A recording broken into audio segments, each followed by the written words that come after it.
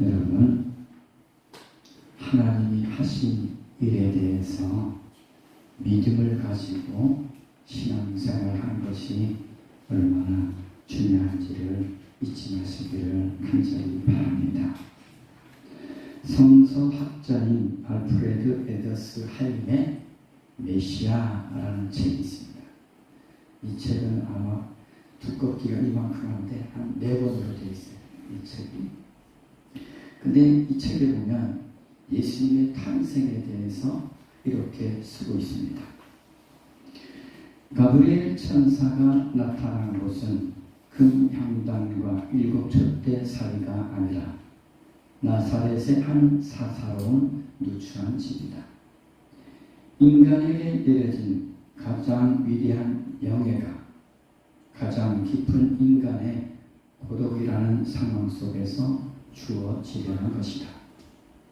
비록 초자연적인 존재에 대한 두려움이 무의식적으로 그녀를 사로잡았겠지만 이 처녀를 놀라게 한 것은 조용히 홀로 있는 그녀에게 이 신비한 전령이 갑자기 나타났다는 사실보다는 생각지 않았던 축복을 암시하는 그의 인사말이었다.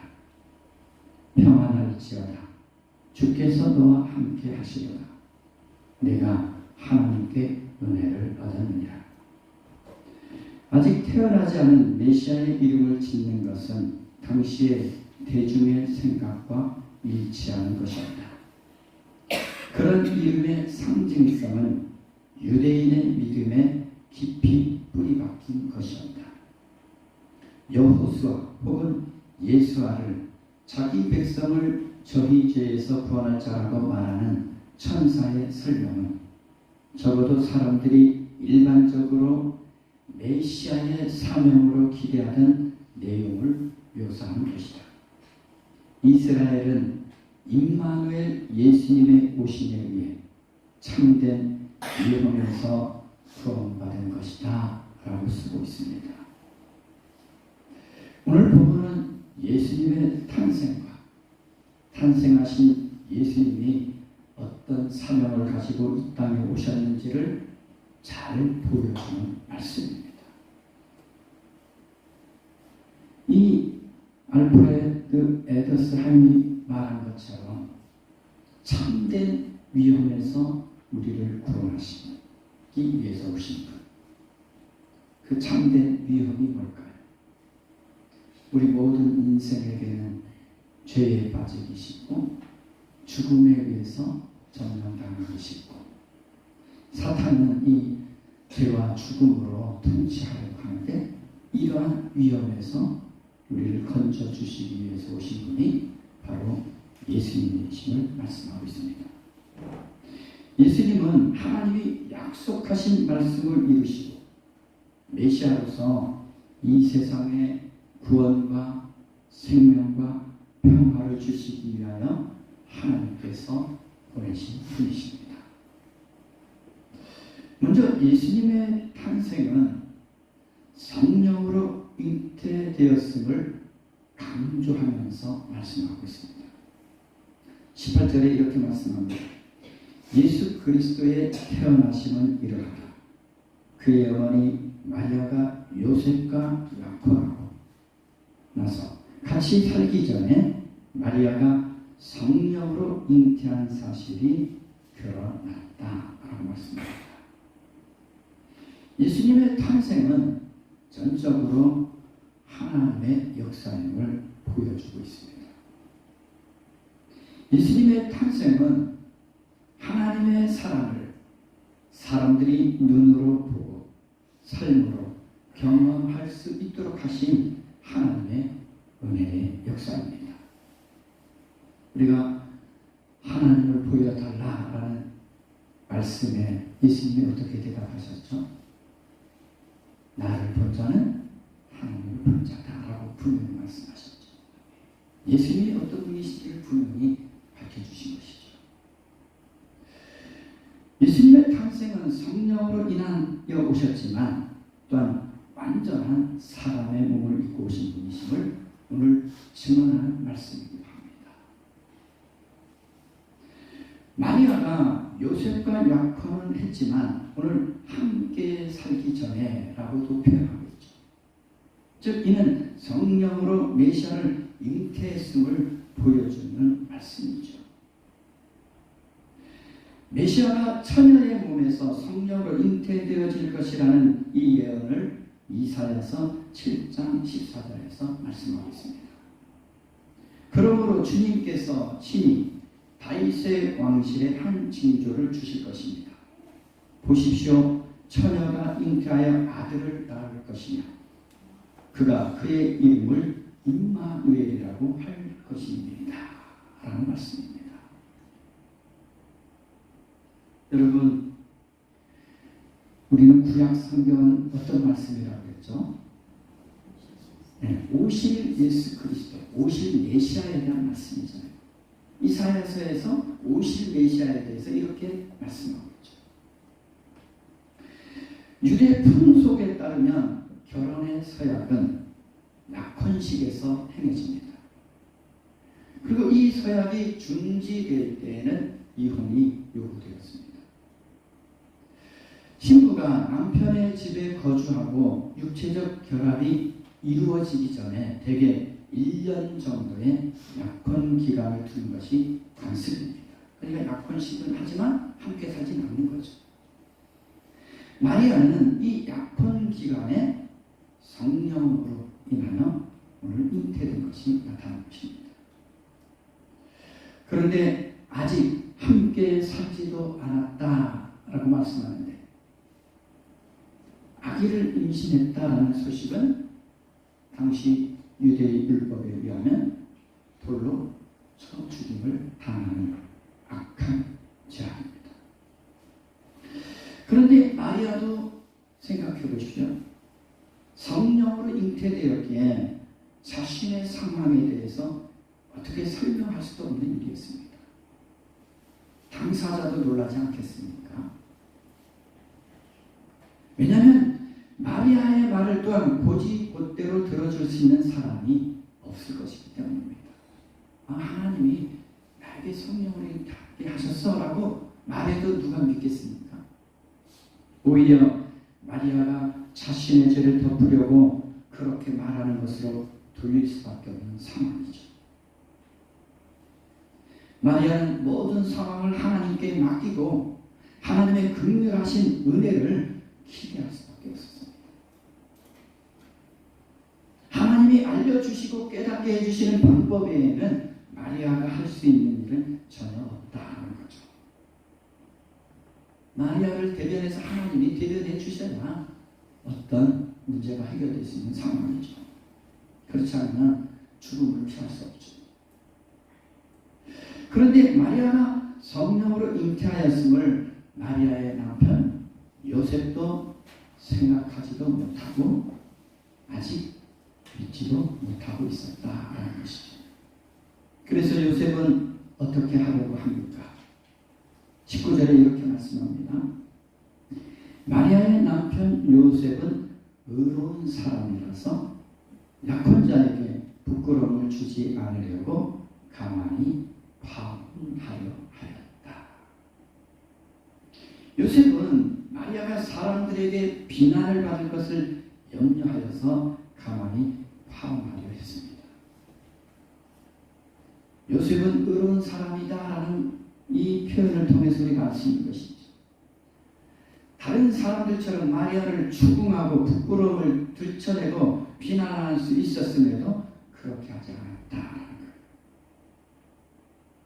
오히려 요셉이 다른 사람보다 더 화가 내야 될 상황 아닙니까? 오히려 요셉이 더 먼저 돌로 쳐야 될 상황 아닙니까? 함께 하지도 않았는데 다른 사람이 아이를 가졌다 생각하면 요셉이 먼저 돌로 칠 수 있잖아요. 근데 요셉은 그렇게 하지 않았다는 거죠. 요셉은 이 율법의 최고의 계명인 사랑을 따라 행하고 있음을 볼 수 있습니다. 연약한 자의 허물을 덮어줄 줄 아는 의로움이 요셉에게 있음을 알 수 있죠. 요셉도 아직은 성령으로 잉태된 것에 대해서 알지 못하고 있지만 이 마리아를 향한 하나님의 마음으로, 긍휼한 마음으로 바라보고 있는 것을 볼 수 있습니다. 또 오늘 요셉을 향해서 이렇게 표현하고 있죠. 다윗의 자손이다.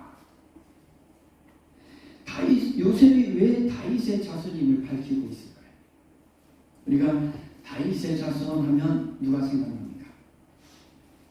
다윗의 자손 하면 일반적으로 메시아 예수 그리스도를 표현할 때 다윗의 자손이다 라고 표현합니다. 왜냐하면 요셉을 다윗의 자손이라고 표현하는 이유는 당시 유대인들은 메시아가 다윗의 자손으로 올 것을 알고 또한 믿고 있었습니다. 이는 곧 요셉과 마리아에게서 태어날 아기가 곧 누구인지를 보여준 거예요. 요셉과 마리아를 통해서 나시는 분이 곧 메시아 예수 그리스도이심을 지금 밝혀주고 있는 거예요. 요셉 앞에 다윗의 자손이라는 이 별칭을 붙임으로써 예수님이 누구신지를 가르쳐주고 있는 거죠. 그런데 오늘 요셉이 마리아에 대해서 잘못 생각하고 있었잖아요. 그런데 그것을 아시고 주님께서 주님의 천사를 통해서 요셉에게 말씀하십니다. 20절에 이렇게 말씀합니다. 요셉이 이렇게 생각하고 있는데 주님의 천사가 꿈에 그에게 나타나서 말하였다. 다윗의 자손 요셉아, 두려워하지 말고 마리아를 내 아내로 맞아들여라. 그 태중에 있는 아기는 성령으로 말미암은 것이다. 마리아가 아들을 낳을 것이니 너는 그 이름을 예수라고 하여라. 그가 자기 백성을 그들의 죄에서 구원하실 것이다. 동정녀 마리아를 통한 예수님의 탄생은 전적으로 하나님의 역사를 통해 이루어진 일임을 다시 한번 반복해서 하나님께서 알려주고 계신 것이죠. 지금 의심 가운데 있잖아요. 그런 의심을 어떻게 확신으로 바꿔주고 있구나. 하나님이 하신 일이구나. 하나님은 인간의 상식으로 이해할 수 없는 일을 하십니다. 그래서 전능하신 하나님이십니다. 천지를 창조하신 사건이 그렇고 동정녀인 마리아를 통해서 메시아를 탄생하게 하신 것이 그렇습니다. 이러한 일이 가능한 것은 하나님에게는 불가능한 일이 없으시기 때문입니다. 어떤 돈 많은 관리가 예수님께 누가 구원을 얻을 수 있겠습니까? 라고 질문을 했을 때도 예수님이 이렇게 말씀하셨습니다. 사람은 할 수 없는 일이라도 하나님은 하실 수 있다라고 누가복음 18장에 말씀하고 있습니다. 사람이 할 수 없는 일을 하나님이 하시는 거죠. 우리가 세계 7대 불가사의라는 것들이 있잖아요. 이거 어떻게 사람이 만들었을까? 근데 그건 사람이 만든 것이죠. 그런데 사람이 할 수 없는 일을 하나님이 하신다는 거죠. 오늘 주님의 천사가 요셉에게 주님께서 예언자를 통해 주신 말씀을 전합니다. 보아라, 동정녀가 잉태하여 아들을 낳을 것이니 그의 이름을 임마누엘이라고 할 것이다 하신 말씀을 이루려고 하신 것이다. 임마누엘을 번역하면 하나님이 우리와 함께 계시다는 뜻이다. 즉 동정녀 마리아를 통한 이 탄생도 뭘 이루기 위한 거는? 말씀을 이루기 위한 거죠. 누구의 말씀입니까? 하나님이 약속하신 말씀을 이루기 위해서 하나님이 행하시고 계시다는 거죠. 왜냐하면 하나님은 약속하신 것을 반드시 이루시는 분이심을 또한 여기서 보여주고 있는 거죠. 하나님이 아브라함 때부터 약속하셨잖아요. 너희는 내 백성이 될 것이다 하는 약속. 내가 너희를 번성하게 하고 창대하게 하겠다 하는 말씀. 그 말씀을 변함없이 이루시는 분이시죠. 왜냐하면 이스라엘 백성들이 하나님을 등지고 배반할 때도 하나님은 그 약속을 깨뜨리신 적이 없어요.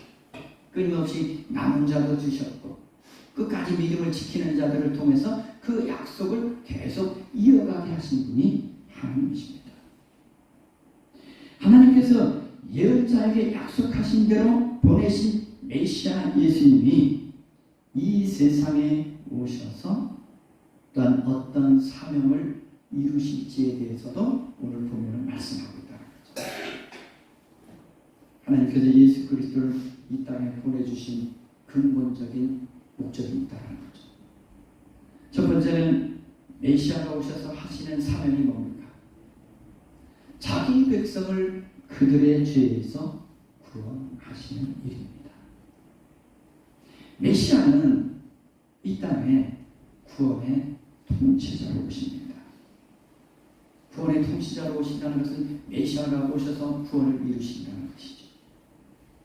그런데 여기서 자기 백성이라는 표현을 썼죠. 그런데 여기서 자기 백성은 단지 유대인만을 의미하지 않습니다. 예수님께서 이 세상에 오셔서 죄인들을 구원하시기 위해 십자가를 지신 일은 예수 그리스도를 메시아로 믿는 이방인들에게도 동일하게 해당된다는 말씀이에요. 둘째는 메시아가 오신 이유, 즉 메시아의 사명은 우리와 함께 하시는 임마누엘 주님이 되어주시기 위함입니다. 그래서 우리와 함께 하시는 주님의 다스리심 아래 살아가는 사람들에게 영원한 하나님 나라의 삶을 누리도록 하시기 위해서 예수님이 오셨다는 것이죠. 지금도 예수님은 우리 가운데 함께 하시죠. 예수 그리스도의 영이신 성령으로 우리와 함께 하시고 계십니다. 메시아 예수님은 이 세상에 또한 왕으로 오신 분이심을 말씀하고 계시다는 거죠. 임마누엘. 모든 만물을 다스리고 통치하시는 분이죠. 일단 사람이 할 수 없는 일을 하시는 분이 바로 전능하신 하나님, 왕 되신 하나님, 그 하나님이심을 말씀하고 있는 것이죠. 만유의 주가 되시는 예수 그리스도의 다스리심 아래 살아갈 때 영원한 생명과 영원한 나라의 삶을 우리는 영원토록 누리게 되는 것입니다. 예수님이 오심으로 인해서 이 땅의 모든 만물들이 새롭게 창조되고 모든 피조물들이 새 하늘과 새 땅에 새로운 삶이 시작되게 하시는 것이 하나님의 뜻이고 바로 예수님의 탄생의 의미예요. 예수님이 아니면 우리는 여전히 죄와 어둠 가운데 그리고 죽음의 얽매인 인생으로 남아있을 수밖에 없습니다. 우리가 역사를 구분할 때도 메시아 예수님이 오시기 전과 예수님이 오신 이후로 나누어서 역사를 구별합니다. 예수님이 오시기 전의 시간을 우리가 어떻게 표현하죠? 주전, 그리고 BC라고 하죠. Before Christ. 주님 오시기 전 역사라는 거죠. 그리고 예수님이 오신 후를 우리가 어떻게 표현합니까? 주후, 주님 오신 후, AD, 아노, 도미니. 도미니가 주님 오신 후를 말하는 거죠. 근데 요즘은 이런 걸 바꿔버려요. 제가 지난 휴가 때 부여 박물관을 갔는데 이 BCAD를 바꿔버렸어요. 그러니까 세상적으로 바꿔버린 거예요. 표현을. 세상은 그렇습니다. 예수 그리스도의 이름이 나타나는 걸 원치 않아요. 예수 그리스도가 드러나는 걸 원치 않아요. 그러니까 이 BCAD도 바꿔서 새로운 용어로 많이 바꿔버렸더라고요. 보면서 놀랐어요.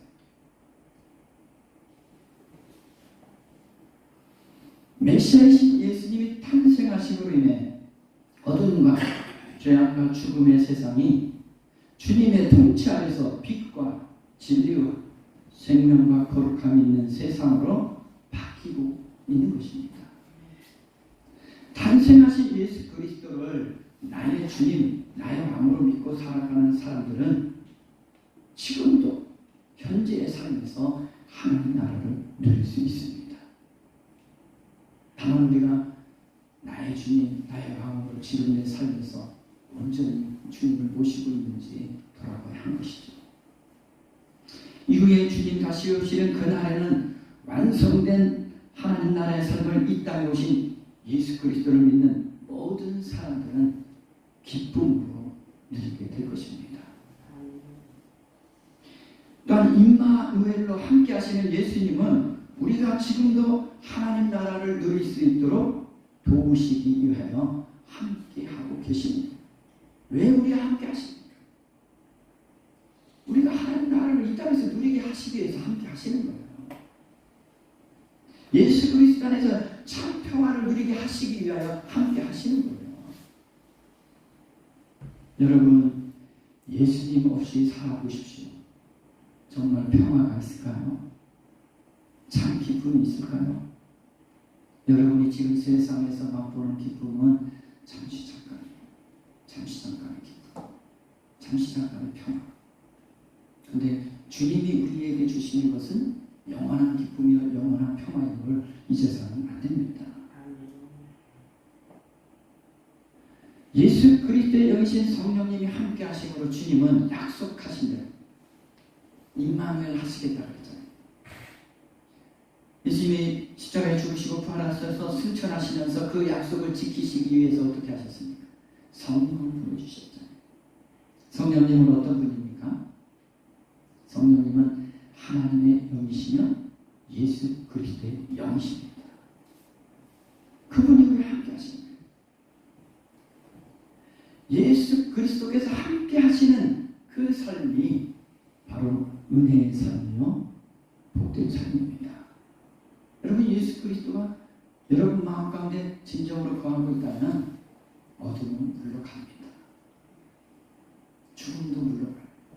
왜냐하면 예수님이 십자가에서 죄와 사망을 이기셨잖아요. 사탄의 권세를 이기셨잖아요. 내 안에 주님이 계신가? 나의 인생을 주님이 다스리십니까? 우리는 늘 점검해야 합니다. 우리를 구원하시고 함께 하시는 하나님의 은혜를 누리는 사람이야말로 희망이 있는 사람입니다. 오늘날 많은 사람들이 희망 없이 살아가죠. 난 뉴스에 보면 요즘 젊은 청년들이 우리나라를 탈출해서 일본으로 간다고 해요. 왜냐하면 일자리가 없습니다. 희망이 없으니까 다른 곳으로 가잖아요. 근데 다른 곳에 갔다고 영원한 희망이 있는 건 아니죠. 우리 주님 안에서 어떻게 살아가느냐가 진정 희망을 찾는 길입니다. 메시아 예수님의 탄생은 거룩한 하나님의 일이면서도 우리에게는 참 기쁨이 되는 복음입니다. 우리가 이 복음을 누리고 있기 때문에 기쁘잖아요. 그런데 이 복음이 여기에 머물러 있으면 안 되죠. 복음은 퍼져가야 합니다. 곳곳에, 어두운 곳에, 제약된 곳에, 사망이 있는 곳에 복음이 퍼져가 그 땅에 빛을 비추고 생명을 살리는 일들이 나타나야 합니다. 오늘 잠에서 깨어난 요셉은 하나님이 보내신 천사의 말을 듣고 믿음으로 자신의 가정, 즉 처녀였던 마리아에게 일어난 성령 하나님의 역사를 어떻게 합니까? 받아들입니다.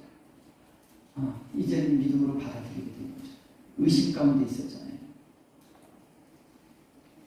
의심했던 요셉도 이제는 믿음으로 이 일은 하나님이 하신 일임을 받아들인 것을 우리가 24절에서 볼 수 있죠.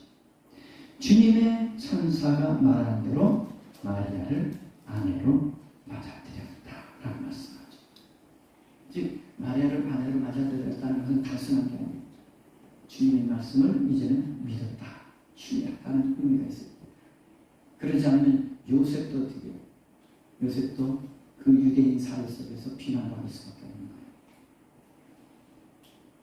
그리고 천사가 전하여 준 대로 아들이 태어나면 주님의 말씀대로 그 이름을 짓죠. 그 이름을 예수라고 짓습니다. 말씀대로 해야죠. 믿음의 사람이 하는 일은 이처럼 말씀대로 순종합니다. 살아갑니다.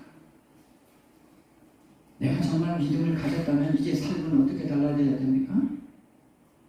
말씀대로 행하는 믿음이 되어야 됩니다. 믿음은 있는데 말씀대로 행하지 않는다? 거짓이 될 수 있고 가짜가 될 수 있고. 그래서 우리는 내가 정말 주님을 믿는다면 주님의 말씀대로 마리아를 데려오라면 데려와야 되고 함께 살라면 함께 살아야 되고 말씀대로 행하는 게 진정한 믿음의 모습인 거죠. 우리를 구원하시는 메시아 예수님이 함께 하시는 삶이야말로 또한 우리가 새롭게 되고 새로운 삶과 새로운 나라를 누릴 수 있는 유일한 길임을 깨달아야 합니다. 정말 여러분의 인생이 새롭게 되고 싶습니까? 새로운 삶을 살고 싶습니까? 새로운 나라를 누리고 싶습니까? 예수님이 함께 하시는 삶을 사세요.